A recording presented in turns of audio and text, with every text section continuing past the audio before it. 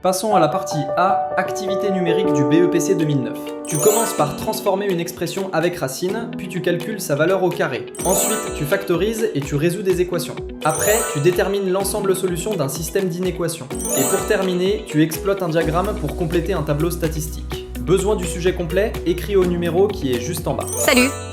Aujourd'hui, on continue avec la partie B du BEPC 2009, consacrée aux activités géométriques. Cette partie vaut 6,5 points. Première question. On te donne une pyramide régulière à base carrée. Tu dois retrouver son volume parmi 4 résultats proposés. Ici, il faut bien appliquer la formule du volume d'une pyramide. 1/3 de l'aire de la base, multiplié par la hauteur.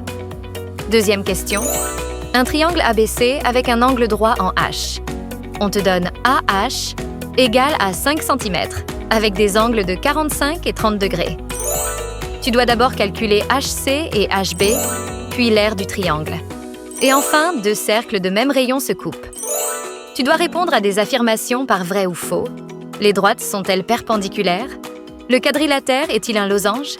Le segment est-il un axe de symétrie? Et enfin, le triangle est-il équilatéral? Voilà pour la partie géométrie.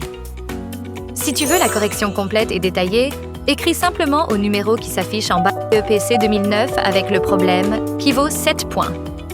D'abord, tu places 3 points dans un repère. A de coordonnées 2 et 1, B de coordonnées -2 et -2, et C de coordonnées 0 et -3. Ensuite, tu calcules les distances entre ces points, et tu dois montrer que le triangle ABC est rectangle en C. Puis, on te demande l'équation de la droite AB. Après ça, on introduit une fonction linéaire très simple. Elle prend x et lui associe a fois x.